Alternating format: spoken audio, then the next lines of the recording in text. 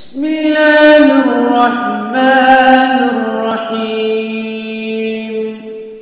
شروع اللہ کے نام سے جو بڑا مہربان نہایت رحم والا ہے۔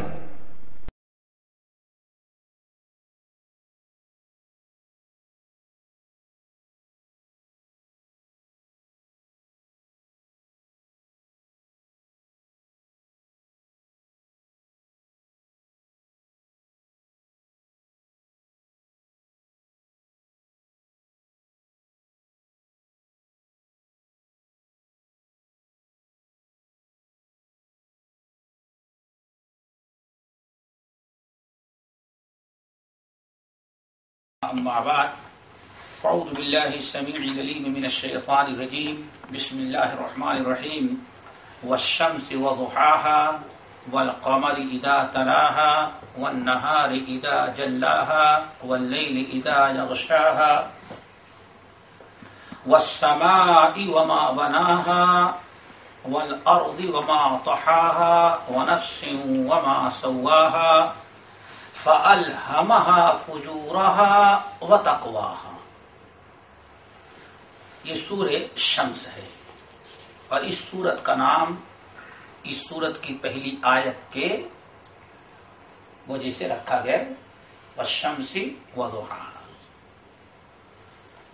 بے اتفاق علماء یہ مکی سورتوں میں سے ہے،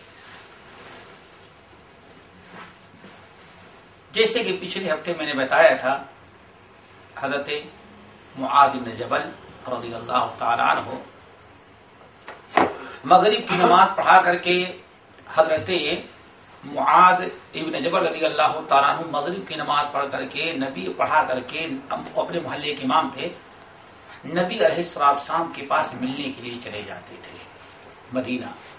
وہاں آپ بیٹھے رہتے، شہادت بلال دے دیتے تو حرص اور لالچ میں آ جاتے کہ اگر یہی بیٹھے ہیں نبی علیہ السلام کے پیچھے نماز عشاء بھی پڑھ لیں گے، اس کے بعد جائیں گے۔ وہاں سے نماز عشاء پڑھ کر کے آتے اور یہاں قوم اور قبیلے کے لوگ مسجد میں بیٹھے انتظار کرتے رہتے۔ اب حضرت معاذ بن جبل رضی اللہ تعالیٰ عنہ نماز پڑھاتے تھے۔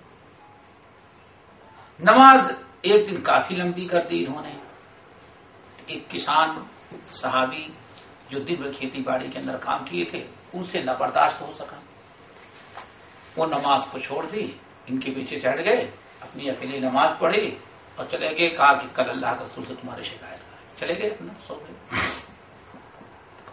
یہ اطلاع نبی علیہ السلام کو دی کہ اللہ کے رسول معاذ اتنی لمبی نماز پڑھاتے ہیں کہ جس سے ہم لوگ محنت مزدوری کرنے والے نہیں پڑھ سکتے ان کے پیچھے۔ وہ سورۃ البقرہ اور آل عمران چلے جاتے ہیں پڑھتے ہی۔ نبی علیہ السلام نے حضرت معاذ بن جبل کو بلایا اور فرمایا افتان انت یا معاذ، معاذ کیوں بلا وجہ اختلاف پیدا کر رہے ہو؟ اتنی لمبی نماز نہ پڑھایا کرو، تم نماز پڑھاتے ہو تو پیچھے مقتدیوں کا بھی خیال رکھو۔ کیا تمہارے لیے یہ کافی نہیں ہے کہ سورہ واللیل اذا یغشا والنہار اذا تجلی ہو والشمس وضحاها، اس قسم کی صورتیں پڑھ لو، یہی کافی نہیں ہے؟ تو نبی علیہ السلام نے حضرت معاذ بن جبل کو نماز عشاء میں اس صورت کو پڑھنے کی طرف اشارہ کیا۔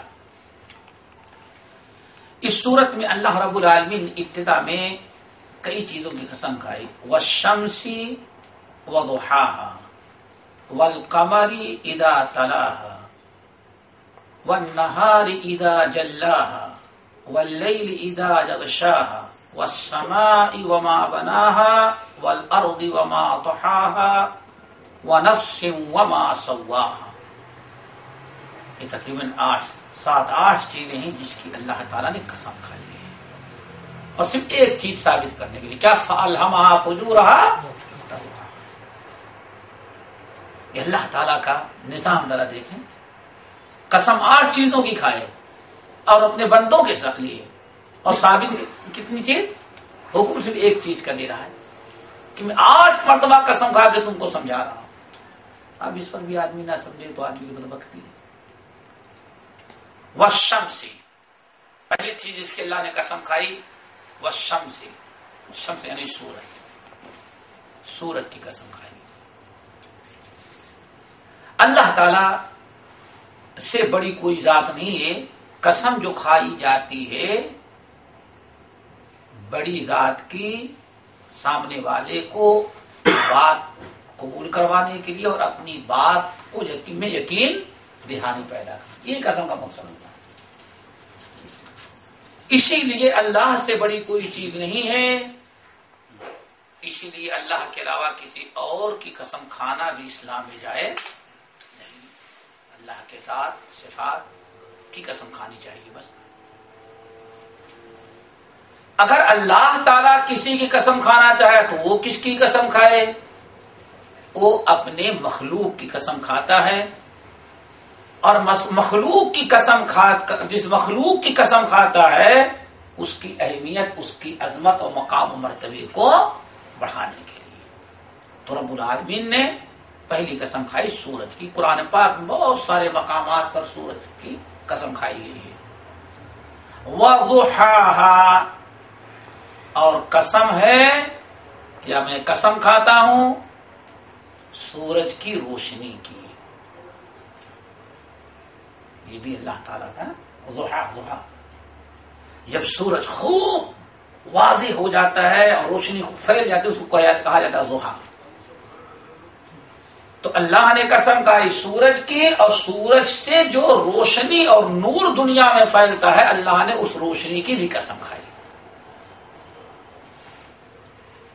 نمبر 3 والقمر اذا تلاها،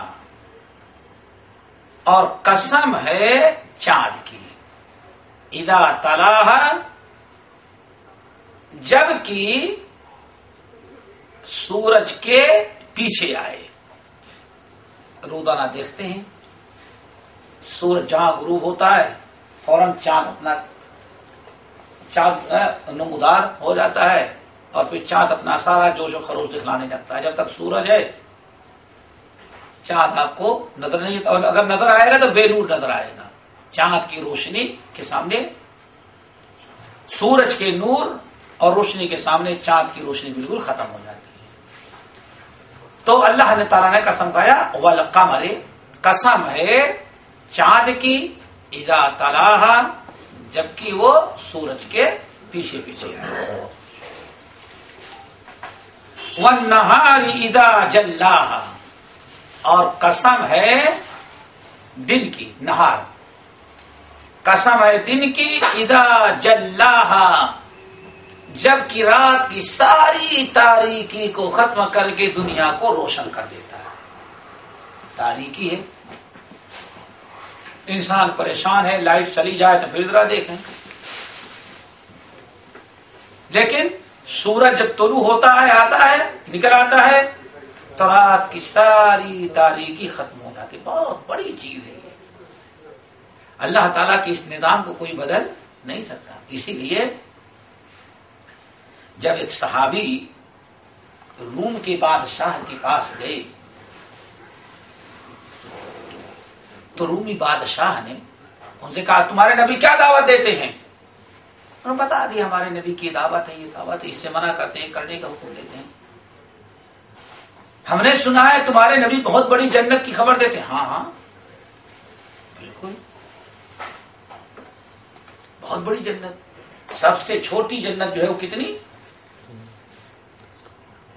دنیا کی 10 گنا. سب سے ادنا درجے کی جنت جو ہے وہ دنیا کی 10 گنا. سنن ترمذی کی حدیث ہے، نبی علیہ السلام ارشاد فرماتے ہیں کہ ایک انسان بڑا پریشان ہوگا، سب سے آخری جہنمی جو جہنم سے نکال کر کے سب سے آخر میں کہاں داخل کیا جا رہا ہے؟ جنت میں. وہ بڑی طویل حدیث ہے. اللہ سے بڑا بہانہ کہ اللہ تعالیٰ بس بہت جل چکا ہوں، تھوڑا سا کنارے کر دے. کنارے آ جائے گا اللہ تعالیٰ، اللہ سے تھوڑا سا بس تو کنارہ اوپر نکال کے. یا ابن آدم کے رات تجھ جیسے دغا باز دھوکے باز نہیں پایا میں نے. اتنا تو بات چال بازی کرتا ہے. نہیں، اللہ تعالیٰ بس اب کی نکال دے، بات تو یہاں کھڑا کر دے بس. نہیں، جنت جہنم کے باہر کر دے بس. اچھا نہیں، پھر سوال کرے گا تیری ذات کے سب دوبارہ سوال ہی نہیں کروں گا. کھڑا کر دیا. پھر تھوڑی دیر کے بعد پیچھے مڑ کے دیکھتا ہے تو جہنم کی لپک نہیں آ رہی ہے. آپ فرماتے ہیں صبر کیا جتنی دیر تک صبر کیا, لیکن یرا ما لا یصبر, اس کو ایسی مزیدار چیزیں نظر آ رہی کہ صبر نہیں کر سکتا. اللہ تعالیٰ تیرے ذات کی قسم یہ چہرے بالکل یہ لپک جہنم کی آ رہی تھی, دروازے پر کھڑکھڑے ہیں, جل چکی ہے, جھلس گئی ہے, اب یہ برداشت نہیں, پیٹھ جہنم کے دروازے کی طرف چہرہ ادھر کر دے تاکہ چہرے کو آرام مل جائے. پھر تو نے سوال کیا, میں نے منع کیا تھا, اور پہلے کہا تو وعدہ کرا, اللہ تعالیٰ بس یہ آخری ہے. جب پھیر دیا, پھر دن بعد کچھ دیر تک تو پیٹھ جلتی رہی, چہرہ سکون سے ہے. اب اس کو ایک چھوٹا سا درخت نظر آیا ہو, تو ایسا مزیدار ہرا بھرا درخت. تھوڑی دیر کے بعد کہتا اللہ تعالیٰ اگر اس درخت تک پہنچا دیتا تو اس سے بھی بچاتے اور اوپر کی دھوپ سے بھی بچاتے, ساری مشکل ہماری دور. بس وہی اللہ اللہ تیری عبادت کرتے ہوئے پڑے رہیں گے. اللہ فرماتے ہیں آدم کی اولاد کتنا دغاباز تو ہے, کتنا فریب دینا چاہتا ہے ہم کو, کہاں سے تو نے شروع کیا تھا. اللہ یہ بالکل آخری ہے. اللہ تعالیٰ خوب تیرے ذات کی قسم عزت کا کوئی سوال نہیں کرتا. چلو درخت کے نیچے بیٹھ گیا, بڑا خوش ماشاءاللہ, کیا پوچھنا ہے. لیکن کچھ دیر کے بعد آگے اس سے بھی عالیشان درخت, ارے ایسے تقریباً بہانہ کرتے کرتے وہ آخرکار جنت کے دروازے پر پہنچ گیا. اللہ تعالیٰ بس جنت نہیں چاہیے, وہاں کھڑے رہے تو کم سے کم ہوائیں تو کچھ ملتی رہے گی جنت کی. اللہ فرماتے پھر تو نے وہی سوال کیا. اللہ بالکل تیرے ذات کی قسم آخری ہے. چلو بھائی, اللہ فرماتے ہیں, آپ فرماتے اللہ تعالیٰ کو معلوم ہے کہ پھر دغابازی کرے گئے, چل آگے بڑھ جائے. اب بالکل کنارے آ گیا تو جنت کے حوالے, تھوڑی دیر گیڑی اٹھا کر کے ایسے جھانک کر کے دیکھا, رہے اندر تو بہت کچھ ہے, باہر تو کچھ نہیں, اتنا بڑا عالم جنت میں ہے. کہ اللہ تعالیٰ تو یہاں تک پہنچا ہی دیا ہے, بس یہ ایک آخری مہربانی اور کر دی, اسی میں داخل کر دی. اللہ ہنس پڑا. آپ فرماتے ہیں کہ آدم کی اولاد اتنی اس چیز کے لیے کتنی دغابازی اور وعدہ خلافی, کس طرح سے تو فریب ہمارے ساتھ کرتا رہا.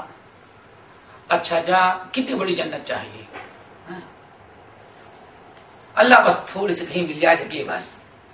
لیکن اللہ کو معلوم وہاں جائے گا, سب کو دیکھے گا تو کرے اللہ تعالیٰ سے چھوٹی سے ہے. اللہ فرماتے ہیں اچھا جا, دنیا کی 10 گنا برابر تجھے جنت دی جاتی ہے. آج میں سب سے چھوٹی جنت والا یہ انسان ہے. اب انسان کی عقل کام نہیں کرتی, تو رومی بادشاہ نے اس حدیث کا مذاق اڑانا چاہا. تمہارے نبی یہی کہتے ہیں نا. صحابی نے کہا بالکل کہتے ہیں. کہتے ہیں پھر ہم کو مسلمان ہونے کی کوئی ضرورت نہیں ہے. میں شراب کو چھوڑوں, زنا کو چھوڑوں, چوری کو چھوڑوں, اپنا مذہب کو چھوڑوں. ارے صحابی تو کہتے بڑا بیوقوف بنایا ہم کو اس نے. کہا کیوں؟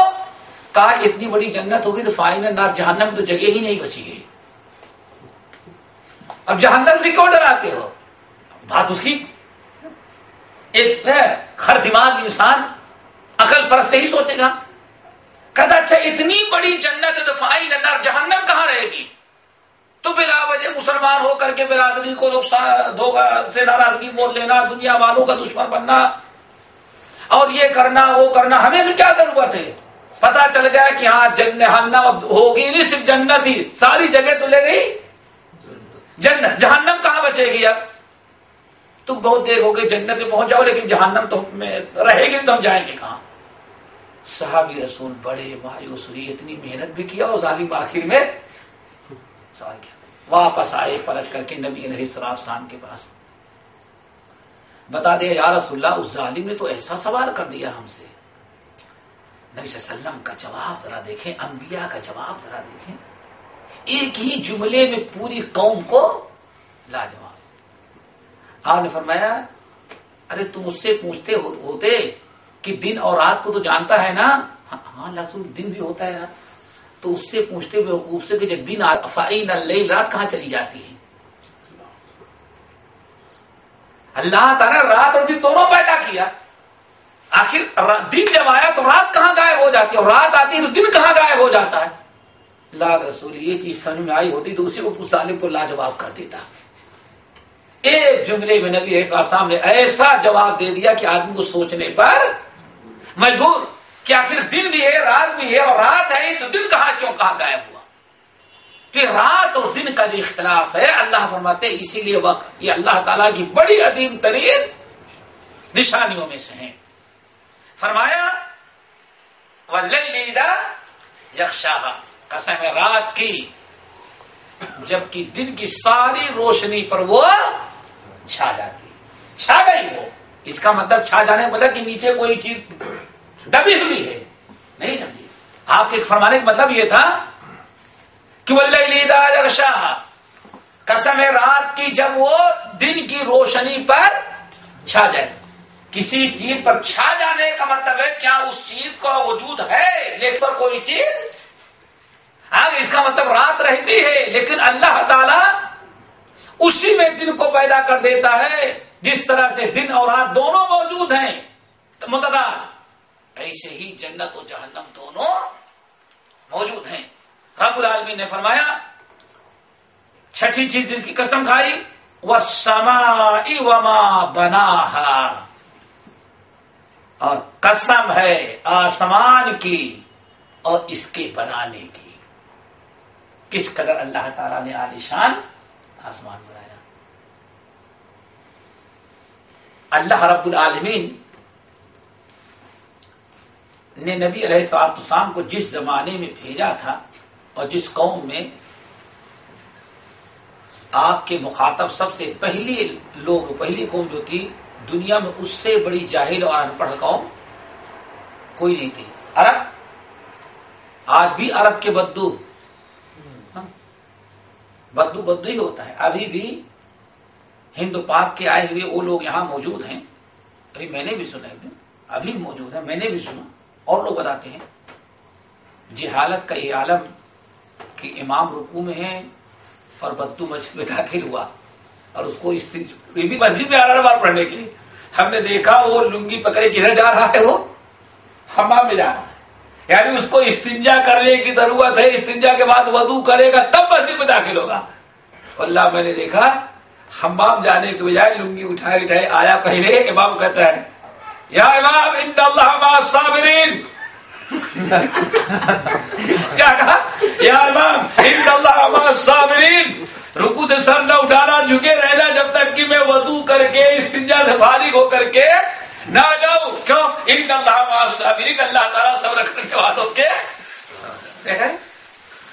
کس قدر، کتنی بڑی جہالت۔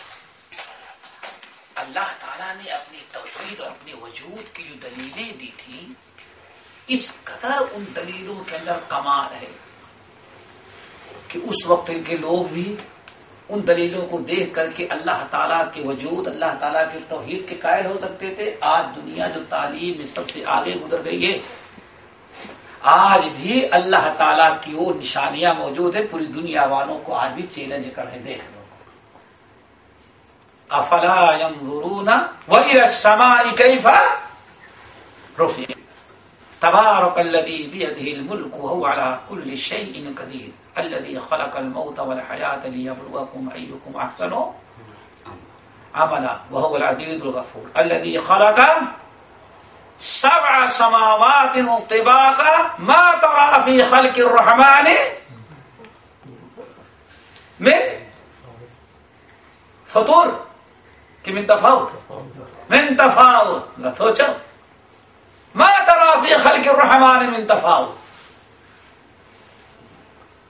رات دن موت اور حیات پیدا کیا، یہ وہی رب ہے جس نے 7 آسمان پیدا کیے، 7 سماوات طباقا، تہ بتہ طبق، پھر ذرا نگاہ اٹھا کر کے دیکھو اس کے اندر کوئی فرق تمہیں نظر آ رہا ہے؟ کوئی دنیا کا انسان، عرب کے بدوؤں کے لیے تو بڑی تعجب کی چیز تھی، آپ کہیں گے بڑی تعجب، ارے واقعی اللہ نے فرمایا دیکھ لو بغیر عمد ترونہا، یہ 7 آسمان اتنے بڑے بڑے دیکھ رہے ہو، کہیں بیچ میں تمہیں ستون نہیں نظر آتا، اپنی آنکھوں سے دیکھ لو، بغیر عمد ترونہا، پھر بڑے بڑے صناع، بہت بڑے بڑے انجین، اللہ تعالیٰ کو معلوم تھا کہ ہاں یہ آگے صدیوں میں پیدا ہوں گے لوگ، تو اللہ نے ان کو بھی فرجع البصر، اچھا پہلی مرتبہ سمجھ میں نہیں پھر ذرا دیکھو دوبارہ، اور اس نیت سے دیکھو کہ اللہ تعالیٰ کی اس بناوٹ میں کوئی عیب اور کوئی نقص نکالے. ثم ارجع البصر کرتین، پھر دوبارہ تیبارہ. اللہ فرماتے ہیں 1000 مرتبہ نگاہ اٹھانے کی تجھے اجازت دی جاتی. چل، اللہ فرمایا تیری بینائی نہیں چھینوں گا، چلے دیکھ بار بار 1000 مرتبہ دیکھ، اور آخر میں بتا کہ اس آسمان کے پیدا کرنے یا بنانے میں کیا نقص رہ گیا ہے جو تو نکالتا ہے. اللہ تعالیٰ فرجع البصر خاسئا وهو حسیر، تھک جائیں گے اور شرمندہ ہو کر کے نگاہ نیچے ہو جائے گی، لیکن اللہ فرماتے ہیں میرے بنائی ہوئے آسمان میں کوئی نقص اور عیب نہیں نکال سکتے، اور آج تک کوئی نکال نہیں سکتا. تو جاہلوں سے میں جو جاہل تھے ان کے لیے بھی وہی دلیل، اور بہت پڑھے لکھے لوگ جائیں ان کے لیے بھی آج اللہ تعالیٰ نے.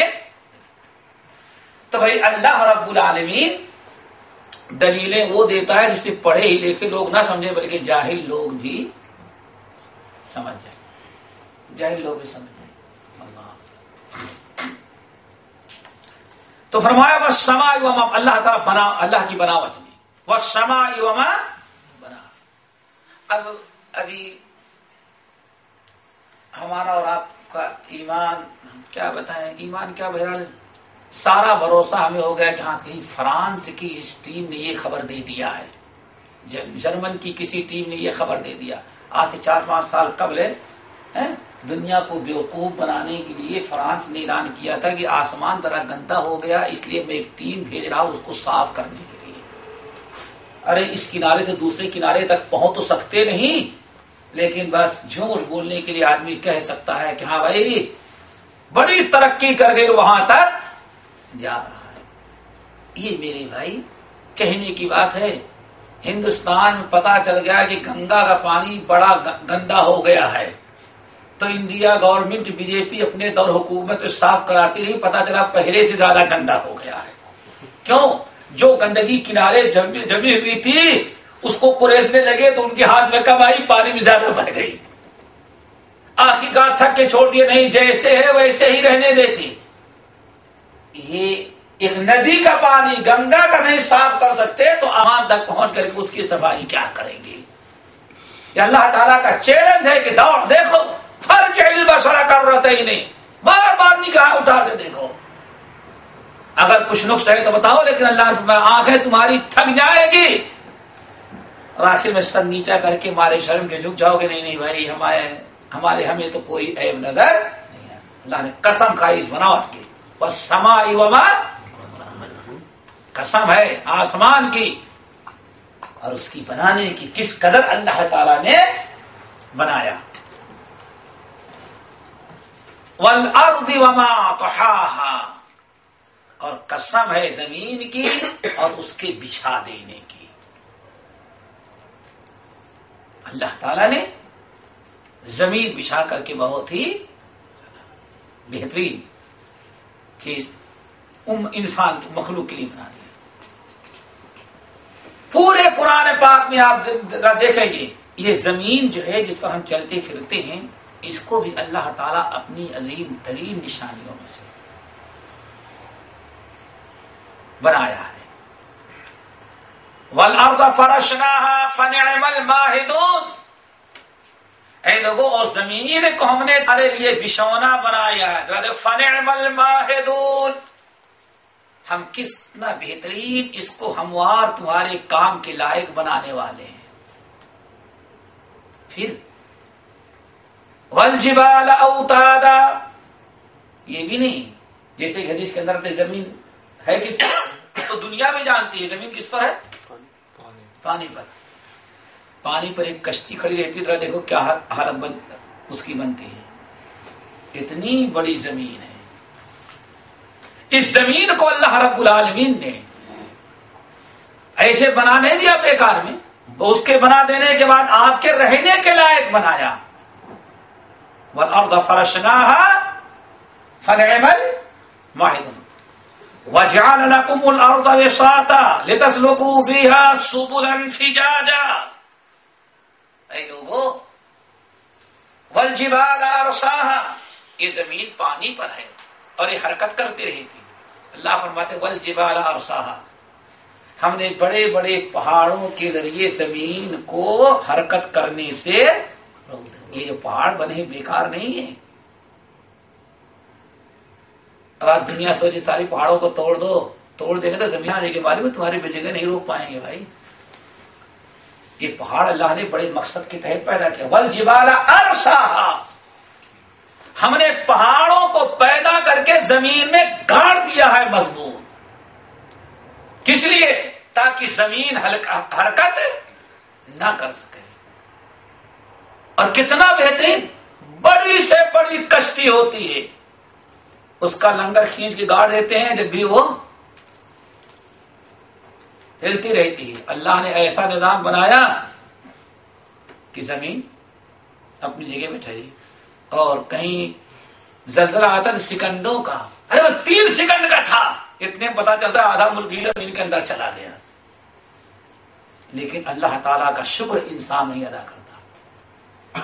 پھر ایسے بنایا بھی کیسے؟ زمین کو اللہ نے پیدا کیا، بنایا زمین پر پانی پر، اس کو ٹھہرانے کے لیے اللہ تعالیٰ نے پتھر گاڑا. اب آپ کو چلنے کی باری آئی، آپ چلیں گے کیسے؟ کہیں آپ کو پیدل جانا ہے، کہیں آپ کو گاڑی سے جانا ہے، کہیں آپ کو پلین سے جانا ہے. اللہ اکبر، سوچو ذرا سا اللہ کا نظام. حضرت نوح علیہ السلام نے اپنی قوم کو کہا وَالْأَرْضَ وَجَعَلَ لَكُمُ الْأَرْضَ بِسَاطًا لِتَسْلُكُوا مِنْهَا سُبُلًا فِجَاجًا. ارے لوگوں اللہ تعالیٰ کا شکر ادا کرو. دیکھو ذرا زمین اس نے تمہارے لیے کیسا بہترین بچھونا بنا دیا ہے، ہموار کر دیا ہے. اور اسی زمین میں بیچ بیچ کے اندر تمہارے چلنے کے لیے راستے بھی اللہ تعالیٰ نے بنا دیا. لِتَسْلُكُوا مِنْهَا سُبُلًا فِجَاجًا، تاکہ خوب کشادگی کے راستے پر تم چلو پھرو. اور اگر اللہ تعالیٰ پہاڑ ہی بہت اونچا بنا دیا ہوتا جس وقت قرآن نازل ہوا تھا، حضرت نوح علیہ السلام کا کمال ذرا دیکھو. نوح علیہ السلام نے کہا زمین اس طرح سے بنایا ہے کہ تم اس پر چلنا چاہو تو خوب آزادی سے چلو. اس وقت کوئی یہ تصور بھی نہیں کیا ہوگا کہ یہاں آخری زمانے میں ہیلی کاپٹر، جہاز اور میزائل ایجاد کیے جائیں گے. اس وقت صرف زمینی سفر تھا. اگر اللہ تعالیٰ، لیکن نوح علیہ السلام نے کیا فرمایا؟ جیسے چاہو زمین پر آزاد کے ساتھ چلو. اللہ تعالیٰ اگر پہاڑوں کو بہت ہی اونچا کر دیا ہوتا بالکل آسمان تک، تو شاید آج پلین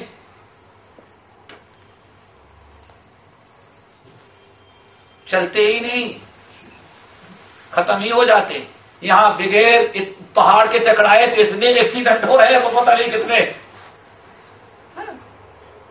ایکسیڈنٹ ہوتے اور روزانہ مرتے رہتے لوگ.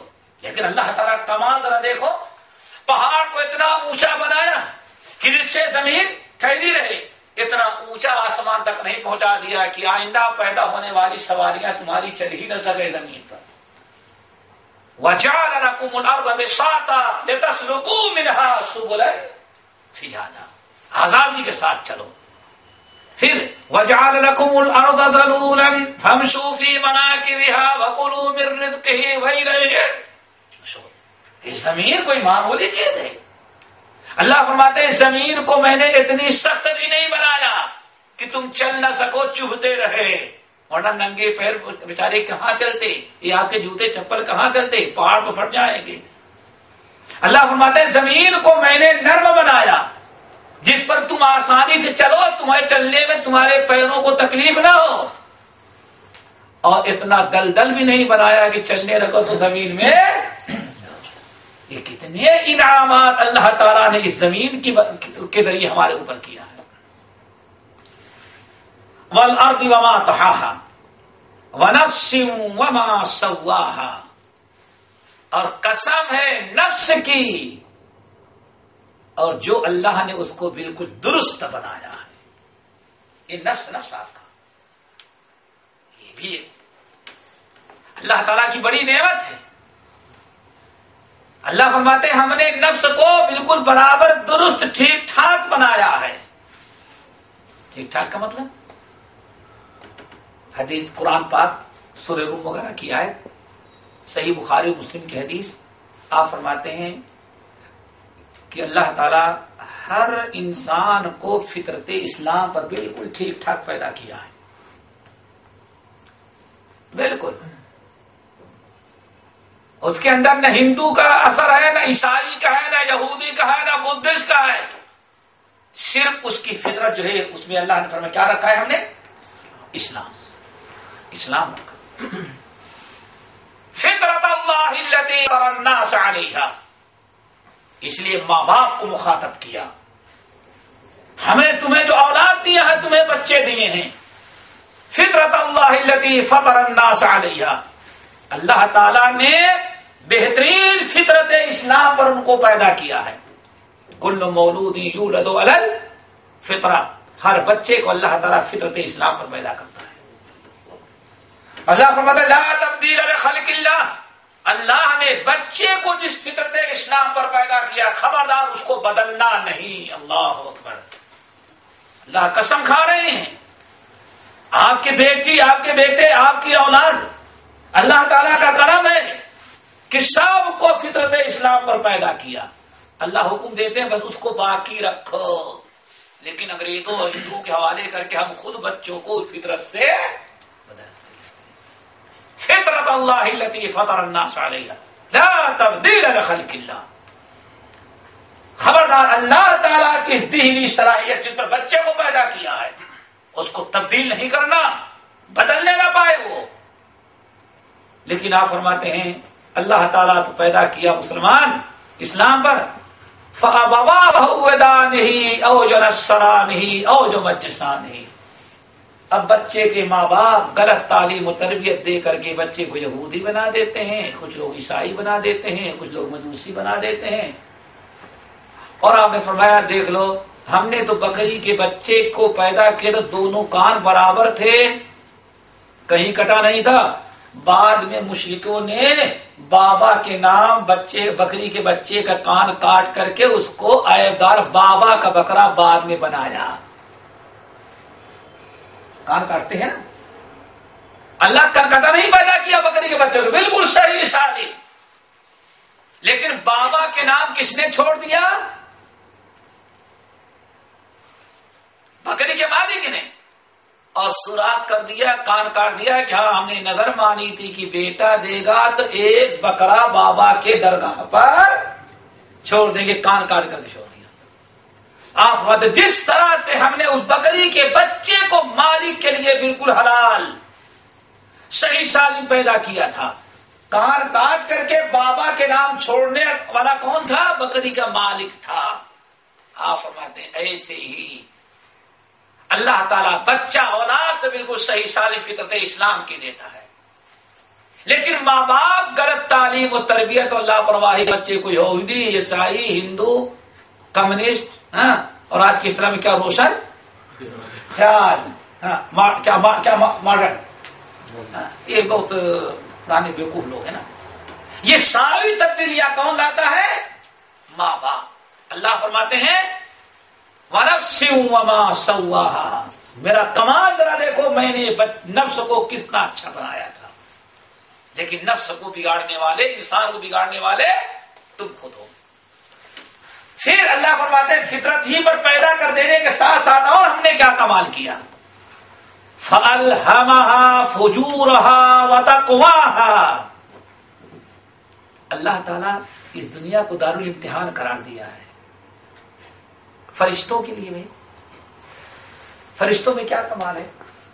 اگر وہ گناہ نہ کرے کیوں؟ جب گناہ کی صلاحیت ہی اللہ نے نہیں رکھی. فرشتے اگر روزہ رکھے تو کون سا کمال ہے؟ ان کو کھانا ہی کھانا نہیں ہے. کمال تو ہے جو کھانے والی مخلوق جو ہر گھنٹے میں 2 گلاس پانی اور 3 وقت جس کو کھانا چاہیے. اللہ کہتے خبردار شہر سے لے کر کے غروب شمس تک میرے لیے بھوکا رہنا، میرا آرڈر ہے، کھانا نہ کھاؤ. کمال اس میں ہے جو جن کے اندر کھانے پینے کی ضرورت ہے پھر بھی وہ اللہ تعالیٰ کی رضا کے لیے روزہ رکھے کھانا نہ کھائے. اللہ نے اولاد کو نفس کو تو فطرت پر پیدا کیا انسان کو, لیکن اللہ فرماتا تبارک الذی بیدہ الملک وہو علی کل شیء قدیر الذی خلق الموت والحیاۃ لیبلوکم ایکم احسن عملا. ہم نے انسان کو پیدا کیا تاکہ انسان کو آزمائے کہ ہاں تم میں کون اچھا عمل کرنے والا, کون برا عمل کرنے والا. اس لیے انسان ہی کے لیے اور انسان اور جنات کے لیے جنت و جہنم ہے, ان کو آزمایا جاتا ہے. اللہ تعالیٰ نے اس آزمائش کے لیے انسان کے اندر دو چیزوں کی صلاحیت پیدا کر دی. فرمایا فَأَلْهَمَهَا, آٹھ چیزوں کی قسم کھائی, وَالشَّمْسِ وَضُحَاهَا وَالْقَمَرِ إِذَا تَلَاهَا وَالنَّهَارِ إِذَا جَلَّاهَا وَاللَّيْلِ إِذَا يَغْشَاهَا وَالسَّمَاءِ وَمَا بَنَاهَا وَالْأَرْضِ وَمَا طُحَاهَا وَنَفْسٍ وَمَا. 8 چیزوں کی قسم کھائی. اور قسم کس بات پر کھائی؟ فَأَلْهَمَهَا فُجُورَهَا وَتَقْوَاهَا, ہم نے تمہارے نفس میں, تمہارے اندر دو چیزوں کی صلاحیت رکھی ہے. کس کی؟ اطاعت کی اور نافرمانی کی, نیکی کرنے کی اور برائی کرنے کی, دونوں قسم کی صلاحیتیں ہم نے تمہارے اندر رکھ دیا ہے. یہی ہے آزمائش, یہی ہے امتحان. اب تمہیں آزمایا جائے گا. اگر صرف نیکی ہی کی صلاحیت رکھتا تو یہ کوئی آدم تو فرشتے کی طرح رہتے, فرشتے کی طرح رہتے. اور اگر کوئی صلاحیت نہ رکھتا خیر و شر کی تو ہم جمادات اور جانوروں کی طرح رہتے. اللہ تعالیٰ نے ہمیں پیدا کیا, ہمارے نفس کو بہت ہی مناسب بنایا, ہمارے اندر صلاحیت رکھی, لیکن آزمانے کے لیے پھر دو صلاحیتیں رکھتی, خیر کی اور شر کی, فرما برداری کی اور نافرمانی کی, نیکی اور برائی دونوں کرنے کی صلاحیت پیدا کر دی. اور ان نسایہ کو لشتا کے تحت ہو گئے. آپ کہتے دونوں صلاحیت رکھی, چاہے یہاں درس کے لیے آتے یا کسی ہوٹل پہ جاتے, کیا کہتے ہیں اس کو بھائی جو جا کر کے رات میں بدماشی کریں گے. دونوں چیزیں تھیں اور گئے ہوں گے کچھ لوگ, لیکن آپ نے خیر کی راہ اختیار کی, اللہ نے یہاں تک پہنچایا. اور ان ظالموں کو اللہ تعالیٰ نے جب خیر کی طرف نہیں آنا چاہے, برائی کی طرف جانے لگے, تو اللہ تعالیٰ نے ان کو بھی جانے دیا. بلکہ ان کے اوپر تو بڑا یہاں تو بیٹھے بیٹھے نیند آنے لگے کہ تو رات بھر ان کو نیند بھی نہیں اللہ تعالیٰ آنے دیتا. ان کو ذرا سوچو. اور اگر اللہ تعالیٰ چاہتا تو جیسے بلڈنگ کے نیچے اترے زمین کو حکم دے دھس جا, لیکن نہیں. نو اللہ ما تولا, اللہ فرماتے ہیں وہ حرام کاری بھی جانا چاہتا تو اس کو ہم جانے دے, جاؤ جاؤ. انا ہدیناہ السبیل اما شاکرا و اما کفورا, ہم نے انسان کو بتا دیا یہ خیر کا راستہ ہے, یہ شر کا. اب اختیار کرنا بھٹے کا کام ہے, چاہے خیر کا اختیار کرے یا شر کا. اللہ نے اجازت دے دی. فَأَلْهَمَهَا فُجُورَهَا وَتَقْوَاهَا, اس نفس کے اندر دونوں صلاحیتیں ہم نے رکھ دی, فسق و فجور کی اور تقوی پرہیزگاری کی. اب اس کے بعد اللہ نے آپ کو آزاد چھوڑ دیا. اللہ نے سب کر دیا, ساری صلاحیتیں پیدا کر دی, اور انبیاء کو بھیج کر کے, کتاب کو بھیج کر کے, علماء کے ذریعے آپ کے سامنے بھی کر دیا. ہدایت کیا ہے, ضلالت کیا ہے, شکر گزاری کیا ہے, کیا ناشکری کیا, سب والے کر دیا. اب اس کے بعد آدم کی اولاد کو اللہ نے آزاد دے, لا اکراہ فی الدین قد تبین الرشد من الغی, اب کوئی پابندی نہیں, ہم نے آزاد چھوڑ دیا. جو مرضی ہے کرو, ان الینا ایابہم ثم ان علینا حسابہم, کرو. آزاد چھوڑ دیا گیا, سارے حجتیں قائم کر دی گئی. اب قد افلح من زکاہا, کامیاب ہوگا وہ انسان جو اپنے نفس کو برائیوں سے پاک کر لے گا. اب پاک کرنا کس کا کام ہے؟ آدمی کا اپنا قسم. ایک بڑا بہترین واقعہ ہے, اس کو ذرا یاد رکھیں تو یہ بہت زیادہ استعمال میں آتا ہے. ابو الاسود دو علی ہے، یہی مرد مومن ہے جس نے سب سے پہلے عربی گرامر تیار کیا ہے. علی رضی قرآن پڑھنے بڑی غلطی ہوتی تھی تو حضرت علی رضی اللہ تعالیٰ نے اس کو پابند کیا. ابو الاسود تم ایسے قانون اور ایسے اصول و ضابطے ایسے قاعدے مقرر کرو گے جس سے کو پڑھ لینے کے بعد لوگ قرآن صحیح طریقے سے پڑھ سکے، قرآن پڑھنے میں غلطی نہ ہو. تو بڑا احسان ہے کہ اس کا ابو الاسود دہلی کا.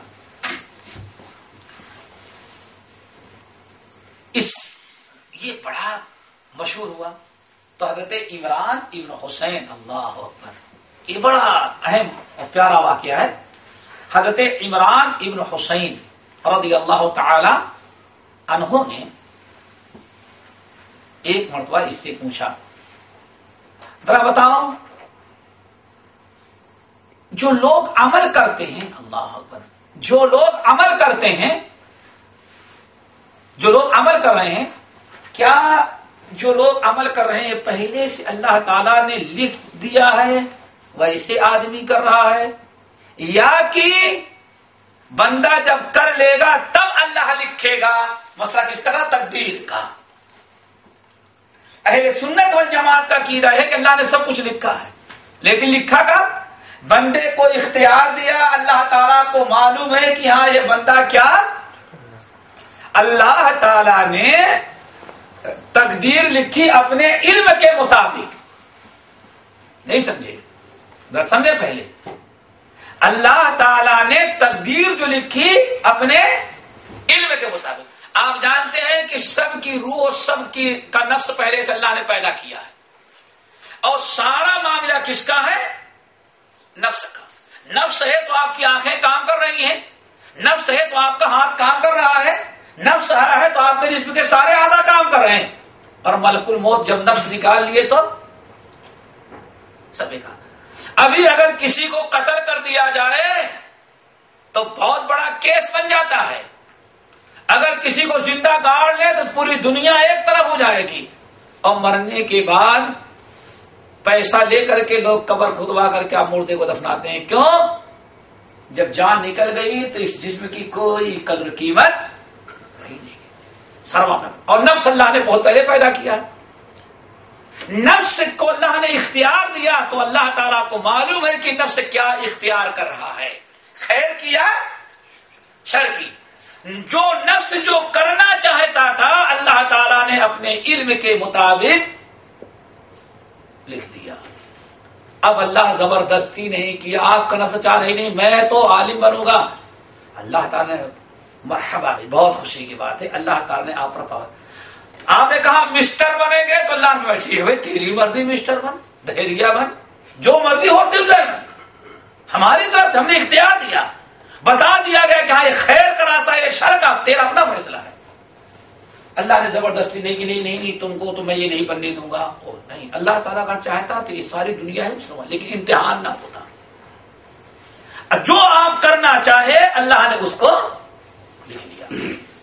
تو عمران ابن حسین رضی اللہ تعالیٰ عنہ نے الاسود ولی سے پوچھا، یہ انسان جو کام کرتا ہے اللہ کیسے لکھتا ہے؟ پہلے اللہ نے لکھ دیا ہے اس کے مطابق کرتا ہے، یا کہ بندہ جب کر لیتا ہے کر کے فارغ ہوتا ہے تب اللہ لکھتا ہے؟ بہت اہم یہ واقعہ ہے، اس کو یاد رکھیں گے تو ہمیشہ بہت فائدہ دے گا.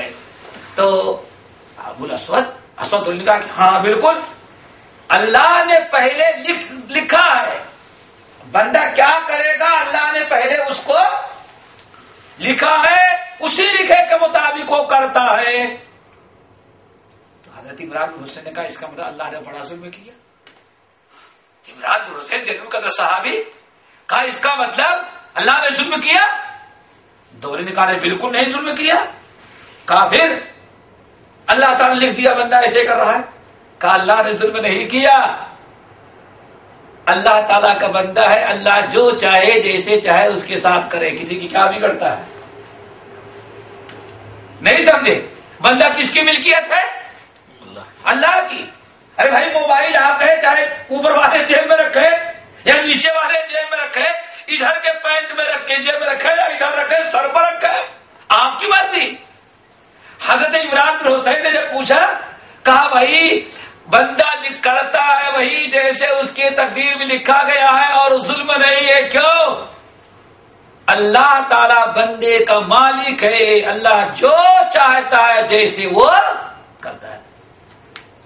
عمران بن حسین نے کہا کہ شاباش، اصل میں تمہارا امتحان لینا مقصد تھا کہ تم نے دین کہاں تک سمجھا ہے، ورنہ تم نے جو جواب دیا یہی میں نے نبی علیہ الصلوۃ والسلام کو فرماتے ہوئے سنا ہے کہ جو انسان جیسے کرنا چاہا، اللہ تعالیٰ اگر چاہتا تو آپ حرام کار کرتے، اللہ تعالیٰ اگر چاہتا تو آپ نیک نہ بنتے، لیکن یہ جبر ہوتا آپ کے ساتھ، امتحان نہ ہوتا بھائی، امتحان نہ ہوتا۔ امتحان کے لیے اللہ تعالیٰ نے انسان کو اختیار دیا۔ اب اختیار پا جانے کے بعد بندے نے جو کہا ہم یہ کریں گے، اللہ تعالیٰ نے بھائی ٹھیک ہے تو یہ کرنا چاہتا ہے، یہ تیرے نصیب میں لکھا گیا، نہیں اللہ ہم یہ کرنا چاہتے، جا یہ تیرے نصیب میں۔ اللہ تعالیٰ زبردستی نہیں کیا، بندے نے اختیار خود کیا۔ اس کی مثال یہ ہے، انسان آپ پڑھتے ہیں امتحان گاہ میں بیٹھانا تو کس کا کام ہے؟ آپ کے ماں کا، باپ کا، اسکول کے پرنسپل کا۔ بھائی جب تک امتحان نہیں دیں گے آپ کو نہ پاس نہ فیل۔ اب امتحان گاہ میں بیٹھ گئے تو چاہے آپ بیٹھ کر کے موبائل میں کھیلتے رہیں یا موبائل میں آ کر میں نے سنا فلم رہتی ہے اس کو آپ دیکھتے رہیں اور لوگوں کے پاس میسج بھیجتے رہیں یا آپ اپنا پرچہ حل کریں، یہ ممتحن آپ کے اوپر چھوڑ دیا ہے۔ وہاں داخل ہو جانے کے بعد طالب علم خود اب مختار ہے، چاہے تم آرام کرے، چاہے سوئے، چاہے بات کرے اور چاہے تو محنت کر کے پیپر حل کرے۔ ہاں داخل اگر نہ کرتا آپ کو، پھر آپ کے ساتھ ظلم تھا۔ آپ کو داخل ہونے دیا امتحان گاہ میں، سینٹر میں پہنچ جانے کے بعد اب آپ کیا اختیار کرتے ہو آپ کا کام ہے۔ یہاں اللہ نے آپ کو اختیار دیا، لیکن یہاں جانے کے بعد اب آپ کیا کرتے ہیں؟ اللہ تعالیٰ لا اکراہ فی الدین فرمایا قد افلح من زکاہا، کامیاب ہوا وہ انسان جس نے اپنے نفس کو پاک کر لیا۔ من زکاہا، اور پاک کیسے کرے گا بھائی؟ توبہ کر کے، استغفار کر کے، ایمان لا کر کے، اطاعت و فرما برداری کر کے، عمل صالح کر کے، یہ ہے پاک کرنا۔ اور اوپر تو صابن سے رگڑتے رہے بہت صاف ہے، بہت ہے پاک ہے، اور کچھ لوگ کہتے کیا ہے، ارے بھائی میرا دل بہت پاک صاف ہے۔ دل صاف ہونے سے کام نہیں بنے گا جب تک کہ آپ کے کردار صاف نہ ہو جائیں۔ آج لوگ سمجھتے ہیں کہ دل، پردے کی باری آ جائے، چہرے کا پردے سے کیا فائدہ ہے، اصل پردہ دل اور آنکھ کا ہو۔ داڑھی کا معاملہ آ جا رہا ہے، داڑھی میں کیا اسلام رکھا ہے، اصل دین تو کیا ہے، دل صاف ہو۔ میرے بھائی سارا معاملہ آدمی اپنی نیت پر لے جا رہا ہے، دل پر۔ وہ تو اللہ تعالیٰ جانتا ہے کہ آپ کا دل کتنا بڑا مسلمان ہے، وہ جانتا ہے۔ مولوی صاحب خاموش ہو جائیں گے، ماں باپ خاموش ہو جائے گا، آپ کو نصیحت کرنے والا خاموش ہو جائے گا، لیکن قیامت کے دن جس کو حساب لینا ہے وہ خاموش ہوگا یا پکڑ لے گا۔ تو بے ایمان تھا، تیرا دل صاف ہوتا تو باہر کی چیزیں بھی صاف ہوتی۔ سمجھ گیا معاملہ کیا ہے؟ انسان یہ اگر درست ہے تبھی سارے عادت۔ آپ نے ساتھ مایا سن لو، الا ان فی الجسد مضغہ، اے لوگوں انسان کے جسم میں خون کا ایک لوتھڑا ہے، گوشت کا ایک لوتھڑا ہے۔ فَإِنْ صَلُحَتْ، اگر وہ درست ہو جائے آدمی کا تو انسان کے سارے اعمال درست ہو جائیں گے، اور اگر وہ خراب ہو جائے تو انسان کے سارے اعمال خراب۔ الا سن لو، وہی القلب، یہ وہ کیا ہے، وہ القلب، وہ دل ہے۔ اس کا مطلب ہے کہ دل کس کا کیسے ہے، اس کی دلیل اور اس کی علامت کیا ہے؟ انسان کی ظاہری گفتار، کردار، اعمال بھی درست ہیں، یہی وہ دلیل ہے۔ اگر ظاہری اعمال گفتار کردار برابر درست ہے، جس کا مطلب دل بھی درست، اور سب سارا خرابی ہے، نہ شراب سے بعد آئے، نہ رشوت سے آئے، نہ ساری رات باہر گھومنے سے بعد آئے، ساری حرام کاریاں کرتا ہے، اسے میں نہیں الحمدللہ میں نہ کسی پر ظلم کرتا ہوں، نہ کسی سے حسد کرتا ہوں، نہ کسی کا برا چاہتا ہوں. وہ سمجھتا ہے بس اسلام انہی 3 چیزوں کا نام ہے. تو نے اللہ کا وہ اپنا سب سے بڑا برا تو نے اپنا چاہا ہے، سب سے بڑا ظلم تو نے اپنے اوپر کیا ہے. اسی لیے اللہ نے فرمایا قد افلح من زکاہا، کامیاب ہوا وہ انسان جس نے اپنے نفس کو پاک کیا. اور پاک کس سے کرے گا؟ بالایمان والطاعات وترک المنکرات. مفسر کہتے ہیں ایمان لا کر کے، عمل صالح کر کے اور برائیاں چھوڑ کر کے جس نے اپنے آپ کو پاک کر لیا وہ تو کامیاب ہو گیا بھائی. اللہ تعالیٰ سب کو کامیاب بنائے. لیکن وقد خاب من دساہا، بڑا برباد ہوا وہ انسان جس نے اپنے نفس کو ویسے ہی برائیوں میں پڑا چھوڑ دیا. نہ ایمان لایا، نہ توبہ کیا، نہ استغفار کیا، نہ عمل صالح کیا، نہ شریعت کی پابندی کرتا ہے، نہ حرام کاریاں چھوڑتا ہے، نہ منکرات چھوڑتا ہے، بس دل ہی کا بھروسہ لے کر کے بیٹھا ہوا ہے. اللہ فرماتے ہیں بڑا نامراد برباد ہوا وہ انسان. اب آخر میں ابھی آپ نے سنا 8 چیزوں کے اللہ نے قسم کھائی، اور ایک چیز پر کیا؟ تمہارے نفس میں دونوں قسم کی صلاحیتیں ہم نے رکھا ہے. اگر کامیابی چاہتے ہو تو اس کو پاک کرو. نبی علیہ السلام جب اس آیت کو پڑھتے تو دعا کرتے اللہم آت نفسی تقواہا، اللہ تعالی ہمارے نفس میں تقوی پیدا کر دے. وزکھا، اللہ تعالیٰ اس کو پاک کر دے. انت خیر من زکاہا، اللہ تو بہترین پاک کرنے والا ہے. نبی علیہ السلام صحیح مسلم کی حدیث ہے، بڑی پابندی کے ساتھ دعا سکھلایا کرتے تھے. اللہم انی اعوذ بک من قلب لا یخشع ومن دعاء لا یسمع ومن علم لا ینفع ومن نفس لا تشبع. اللہم انی اعوذ بک من ہؤلاء الاربعہ. اللہم انی اعوذ بک من قلب لا یخشع، 4 چیزوں سے پناہ مانگتے. اللہ تعالیٰ ایسے دل سے میں پناہ مانگتا ہوں جس دل میں تیرا ڈر نہ ہو. ومن نفس تشبع، ایسے نفس سے پناہ مانگتا ہوں جو کبھی آسودہ نہ ہو. ومن دعاء لا یسمع، اور ایسے دعا سے پناہ مانگتا ہوں جو دعا تیرے ہاں سنی نہ جائے. ومن علم لا ينفع، اور ایسے علم سے پناہ مانگتا ہوں جو سے لوگوں کو فائدہ نہ پہنچے. اللہم انی اعوذ بک من ہؤلاء الاربعہ. اللہ ان 4 چیزوں سے ہم پناہ مانگتے ہیں. پھر اس کے بعد آپ دعا سکھلاتے اللہم آت نفسی تقواہا وزکھا انت خیر من زکاہا انت ولیہا ومولاہا. اے اللہ میرے نفس کو پاک کر دے، میرے نفس میں ڈر پیدا کر دے، بہترین تو پاک کرنے والا ہے. اللہ اس نفس کا مالک اور مولا بھی تو ہی ہے. یہ دعا بڑی پابندی سے سکھلاتے. بعض روایتوں میں جیسے اللہ رسول صلی اللہ علیہ وسلم قرآن کی آیتیں سکھلاتے تھے ویسے صحابہ کرام کو یہ دعا سکھلاتے تھے. اور صحابہ کرام جنہوں نے نبی علیہ السلام سے دعا سیکھی تھی اپنے بچوں کو بیٹھاتے اور وہ بھی اپنے بچوں کو ویسے دعا سکھاتے جیسے قرآن سکھلایا کرتے تھے. اب یہ سب چیزیں ہو جانے کے بعد اللہ نے ایک مثال دیا بڑی مشہور قوم کی کہ جس نے اپنے نفس کو پاک نہ کیا، اپنی اصلاح نہ کیا تو اللہ تعالیٰ کے عذاب سے اللہ تعالیٰ کے عذاب میں گرفتار ہوئی. دنیا سے پوری قوم تباہ اور برباد ہو گئی. وہ کون ہے؟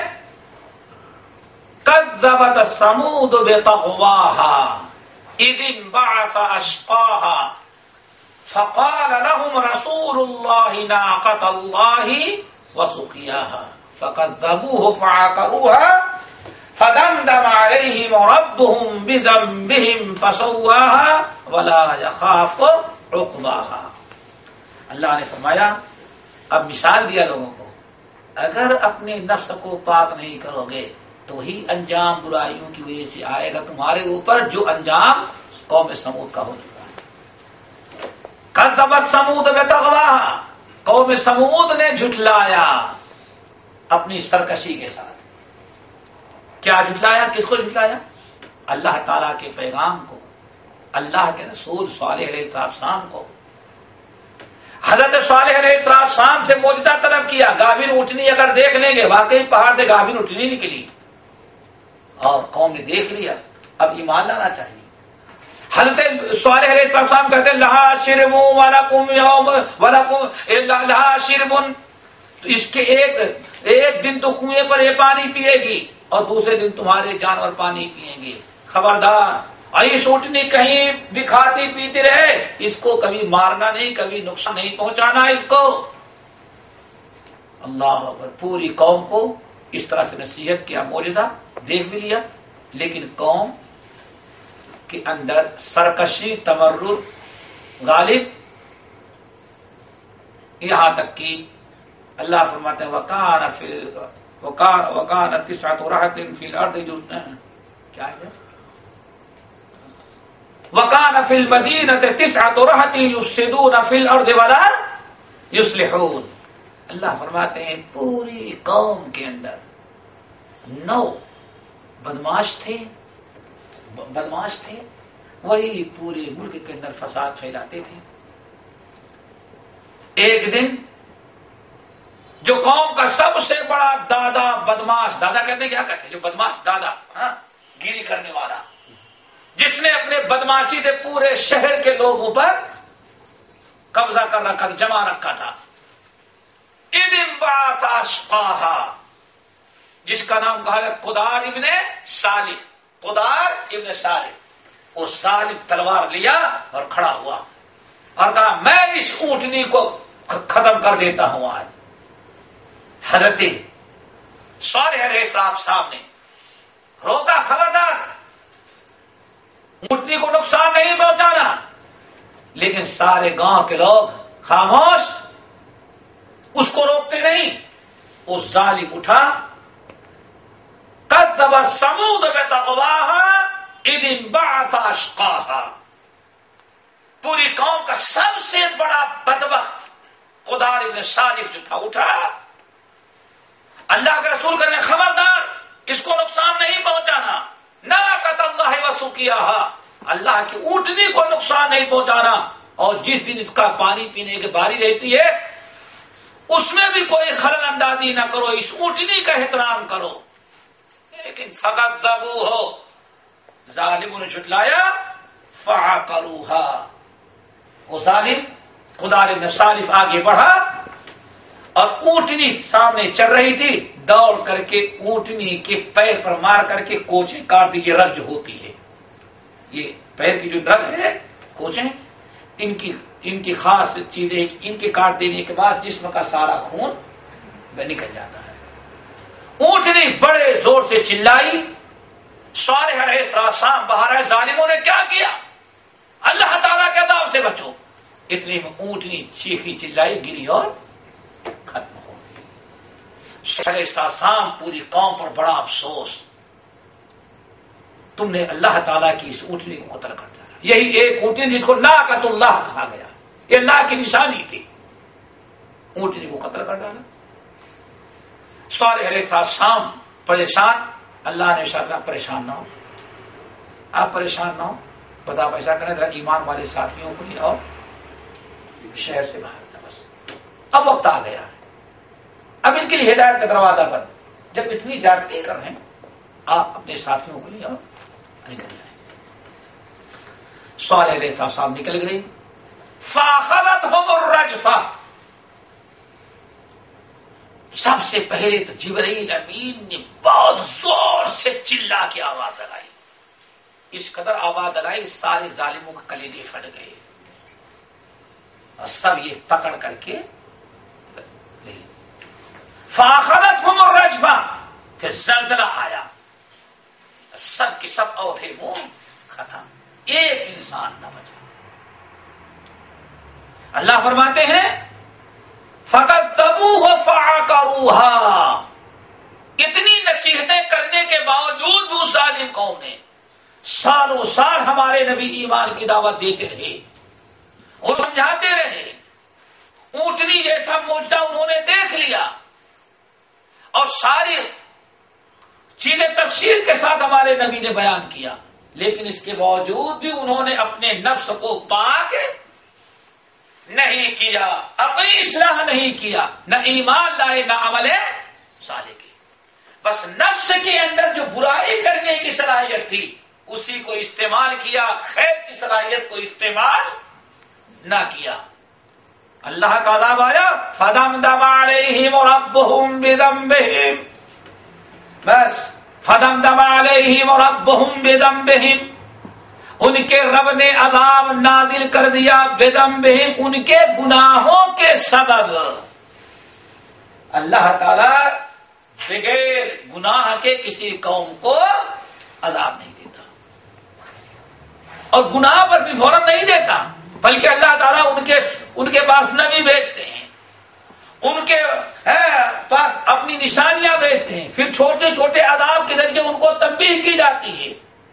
اللہ ایک طویل عرصہ دیتا ہے، مہلت دیتا ہے توبہ استغفار کرنے کا، لیکن جب کچھ نہیں کرتے اور کفر و ضد پر اڑے رہتے ہیں، اور دوسرے لفظوں میں کیا، جب آخر تک اپنے نفس کا وہ پاک نہیں کرتے، غرازتوں سے، کفر سے، شرک سے، ظلم سے، زیادتی سے، صرف برائی والی صلاحیت استعمال کرتے ہیں اور خیر کی صلاحیت استعمال نہیں کرتے، تو اللہ تعالیٰ پھر اب ان کے اوپر عذاب آتا ہے۔ فَدَمْدَمَ عَلَيْهِمْ رَبُّهُمْ بِذَنبِهِمْ، گناہوں کی بنا پر، فَسَوَّاهَا، پھر اللہ نے سب کو برابر کر دیا، سب ختم، نہ چھوٹے بڑے،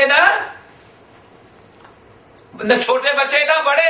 اچھا کمال یہ بھی ہے، اللہ فرماتا وَكَانَ فِي الْمَدِينَةِ تِسْعَةُ رَهْطٍ يُفْسِدُونَ فِي الْأَرْضِ وَلَا يُصْلِحُونَ، 9 بدماش تھے پورے شہر میں، لیکن ان 9 بدماشوں کو بدماشی، حرام کاری، ظلم زیادتی سے سارے شہر کے لوگ بھی روکتے نہیں تھے، بڑے خاموش رہتے تھے۔ عذاب آیا تو انہیں 9 پر آیا کہ پورے پر آیا، فَسَوَّاهَا، اللہ نے پوری قوم کو تباہ کیا، پوری قوم کو تباہ کیا۔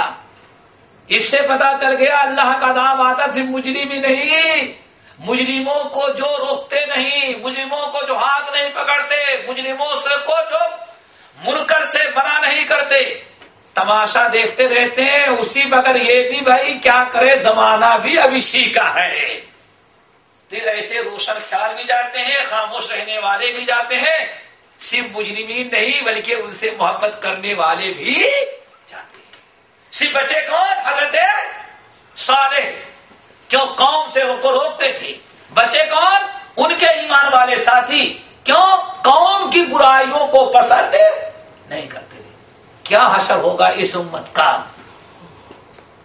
آج کہہ رہے نہیں آتی ہیں، نہیں، بالکل یہود گالی باتی جا رہے ہیں، کرسچن گالی باتی جا رہے ہیں، یہ سب ہوتا جا رہا ہے۔ ارے غالب تو آتے جا رہے ہیں، کیا کریں گے؟ آپ کا گھر پہلے عیسائیت سے خالی نہیں، پہلے وہ تو بتائیں۔ عیسائیوں کے سارے طور طریقے تو کس کے گھر میں ہیں؟ لباس ان کا ہو، کلچر ان کا ہو، اٹھنا بیٹھنا سونا بھی ہو، اور قرآن کی تو کا پروگرام آئے تو نیند آئے، اور ان کے پروگرام آئے تو 5 گھنٹے بیٹھ کے بڑی محبت سے دیکھیں بھی، اور بچہ بھی پیدا ہو جائے تو سوچا جائے ہم سے کوئی کون نام رکھا جائے بھائی، شادی نام رکھ لو بھائی عادل، ارے یہ تو بہت پرانا نام ہے، اچھا بھائی آپ کیا نام رکھ لو چنٹو، ارے واہ دیکھو، بس نام یورپ اور امریکہ کو ہو یا خود نصارہ کا، چاہے ان کے ہاں جانور کا نام ہو یا انسان کا، اور آج یہ سب ہو رہا ہے۔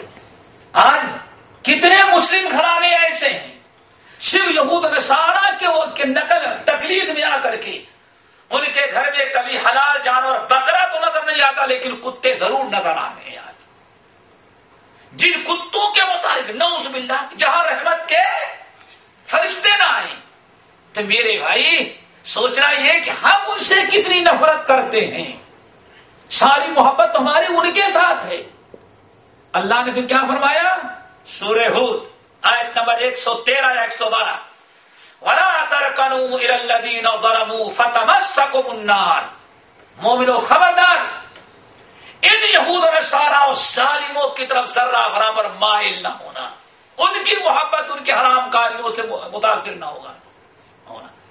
اگر تم ان سے محبت کر کے ان کی طرف مائل ہو جاؤ گے اور اس قرآن کو، ہمارے نبی کے سنت و طریقے کو چھوڑ دو گے، ان کے طریقے کی طرف مائل ہو جاؤ گے، فتمسکم النار، تو یاد رکھنا کلمہ بھی پڑھو گے لیکن اللہ تعالیٰ کا عذاب تمہیں ضرور پکڑ لے گا، جہنم سے نہیں بچ سکو گے. اور پھر جب دنیا میں عذاب آئے گا تو اب تمہارا کوئی، اللہ نے تمہیں لاوارث چھوڑ دیا تو اب دنیا کی کوئی قوم تمہاری مدد کے لیے بھی نہیں. تو عذاب آیا، بدماش تو چند تھے، قتل کرنے والا ایک تھا، لیکن عذاب آیا تو ایک پر نہیں بلکہ پوری قوم پر. اسی لیے نبی صلی اللہ علیہ وسلم نے ارشاد فرمایا، صحیح بخاری کی حدیث ہے کہ بڑی جامع معنی تشبیہ آپ نے دی. کشتی تھی، کشتی، ایک گروہ ہے، اس کو سفر کر کے جانا تھا اور ایک جگہ کشتی پر پانی والا جہاز، شپ، اس سے جانا ہے. آئے تو ڈبل منزل ہے، اوپر بھی اور نیچے بھی. قرآن دادی کی گئی، بھائی 50 آدمی کی سیٹ ہے، 25 کی نیچے اور 25 کے اوپر. اب سب اوپر جانا چاہتے ہیں تاکہ سمندر کا منظر دیکھتے جائیں. لڑائی ہو رہی تو قرآن دادی کی گئی، چلو قرآن دادی کرتے، جن کا نام اوپر کے لیے اوپر، جن کا نیچے گئے. تقسیم ہو گئی، کچھ لوگ اوپر کچھ لوگ نیچے، لیکن پانی کا انتظام اوپر کیا گیا ہے. نیچے والے بڑے بااخلاق ہیں، یہ پانی لینے کے لیے کہاں جاتے ہیں؟ اوپر. کشتی میں پانی کا انتظام اوپر ہے، پانی لینے کے لیے اوپر جاتے ہیں تو بالٹی، بھائی پلاسٹک والی بالٹی تو اب نکلی نا، پہلے کی بالٹیوں میں آواز زیادہ آتی تھی، سب کی نیند خراب ہو جاتی ہے. تو یہ نیچے والے بیچارے بڑے شریف تھے، انہوں نے آپس میں مشورہ کیا، بھائی دیکھو وہ بیچارے ساتھی سوئے رہتے ہیں، ہم لوگ پانی لینے کے لیے جاتے ہیں، ان کو بڑا ڈسٹرب ہوتا ہے، تشویش ہوتی ہے، تکلیف ہوتی ہے. ایسا کرو کہ ہم لوگ نیچے ہی کشتی میں سوراخ کر لیتے ہیں، پانی آ جائے گا. اب نیچے والوں نے کہا بالکل اوپر والوں کو بھائی تکلیف نہیں دینا چاہیے. نیچے سے کھودنا توڑنا شروع کیا. اوپر والوں کی نیند خراب ہو گئی کہ نیچے کچھ توڑا جا رہا ہے. نیچے اتر کیا، نیچے لوگ اوپر والے کیا کر رہے ہو؟ نہیں اوپر پانی کے انتظام ہے، ہم لوگ پانی لینے کے لیے جاتے ہیں، آپ کو بہت تکلیف ہوتی ہے، آپ لوگوں کو نیند خراب ہوتی ہے، تو ہم لوگ نہیں تکلیف دینا چاہتے، سوچتے ہیں ایک سوراخ کر لیتے ہیں، پانی یہی لے لیں گے ہم لوگ اور آپ لوگوں کو تکلیف سے بچ جائیں گے. آپ فرماتے ہیں اب اوپر والے، نیچے والوں کی نیت کتنی بھی اچھی ہے، اب اوپر والوں کا کام ہے اگر اوپر والے ان کا ہاتھ پکڑ لیں اور ان کو توڑنے سے روک دیں، نہیں صاحب ہماری نیند خراب ہو یا کچھ بھی، لیکن نیچے نہیں سوراخ کرنے دیں گے، آپ اوپر ہی آئے لینے کے لیے. تو اللہ سے فرماتے ہیں نیچے اوپر والے بھی بچ جائیں گے اور نیچے والوں کو بھی غرق ہونے سے بچا دیں گے. لیکن اوپر والے جب آئے نیچے کی طرف، نہیں بہت اچھا، لکم دینکم، یہی کہے کہ نا بھائی کیوں کسی کو کہا جائے جو جیسے کر رہا ہے صاحب اپنے سے، یعنی ان لوگوں نے کہا ٹھیک جی کوئی بات نہیں، آپ لوگوں کی مرضی بہت اچھا ہے، ہم لوگ اوپر رہے گا تم نیچے. اب ان لوگوں نے سوراخ تو کر لیا، پانی بھر گیا، تو آپ فرماتے ہیں نیچے والے بھی غرق ہوئے اور اوپر والے. نیچے والوں کی غلطی تھی سوراخ کرنا اور اوپر والوں کی غلطی تھی ان کو نہ روکنا. آج فرمایا یہی مثال ہے اللہ تعالیٰ کے حدود پر قائم رہنے والوں، اللہ تعالیٰ کے حدود سے خاموشی اختیار کرنے. اسی لیے میرے بھائی یہ اہل علم علماء جو بار بار لوگوں پر تنقیدیں کرتے رہتے، گلے پھاڑ پھاڑ کر کہتے ہیں یہ حرام ہے، اس کو چھوڑو، اس کو چھوڑو، اس کو بچاؤ. اور آج جن کو آپ سب سے بڑی مصیبت معاشرہ سمجھ رہا ہے کہ پورے معاشرے میں سب سے خطرناک لوگ یہی ہے، نعوذ باللہ من ذالک. یاد رکھنا وَمَا كَانَ رَبُّكَ لِيُهْلِكَ الْقُرَىٰ بِظُلْمٍ وَأَهْلُهَا مُصْلِحُونَ. اللہ تعالیٰ ارشاد فرماتے ہیں وَمَا كَانَ رَبُّكَ لِيُهْلِكَ الْقُرَىٰ بِظُلْمٍ، کسی گاؤں میں کفر، شرک، حرام کاریاں، برائیاں، ہزاروں ظلم زیادتی ہوتے رہتے ہیں، لیکن اللہ تعالیٰ اس وقت تک تک اس ملک کو تباہ نہیں کرتا جب تک کہ اس ملک میں اصلاح کرنے والوں کی کوشش جاری رہتی ہے. ان نیک لوگوں کا ٹولہ جو ہے آپ کے حرام کاریوں برائیوں پر اور آپ کے منکرات پر ضربے لگانے والے، تنقید کرنے والے، ان کو حرام کہنے والے، آپ کو منع کرنے والے جو ہیں، انہی کی برکت سے اللہ کا عذاب رکا رہتا ہے. اور جب انہی کو مصیبت سمجھ لیا جائے، ان کو قتل کرنا، ان کو بھگا دینا، ان پر پابندی لگا دینا، تو یہ ہوتا ہے اللہ تعالیٰ کے عذاب کا سبب. تو یہاں بات چل رہی تھی کہ اونٹنی تو ایک نے ذبح کیا لیکن عذاب آیا تو سب پر. اللہ تعالیٰ ارشاد فرماتے ہیں وَلَا يَخَافُ عُقْبَاهَا، سب کو، پوری قوم کو تباہ کر دیا، ایک بھی نہیں بچا ظالم. اللہ فرماتے ہیں اللہ تعالیٰ کو کسی سے انتقام لینے کا کوئی خطرہ نہیں ہے کہ کوئی آواز ارے صاحب بمباری میں اتنے معصوم بچے کیوں قتل کیے گئے صاحب، نہیں ابھی. اللہ تعالیٰ سے کوئی پوچھنے والا، کیا مطلب؟ جس کو چاہے جب ہلاک کر دے. اللہ تعالیٰ کے خلاف کوئی احتجاج کرنے والا، جلوس نکالنے والا نہیں. اللہ تعالیٰ کو کوئی پرواہ نہیں. کتنے بڑے پوری دنیا بھی احتجاج کرنے لگے تو فرعون نے بھی قسمت آزمائی کر لی تھی. تیر اونچا سا منار بنا کر کے اللہ تعالیٰ پر تیر چلانے کے لیے جا رہا تھا، کم وقت تڑپ تڑپ کر مر گیا. اللہ تعالیٰ کی خدائی میں کوئی فرق نہیں آتا. اللہ تعالیٰ عمل کی توفیق نصیب فرمائے. اور یاد واسطہ اللہ من کل ذنب واتوب الیہ.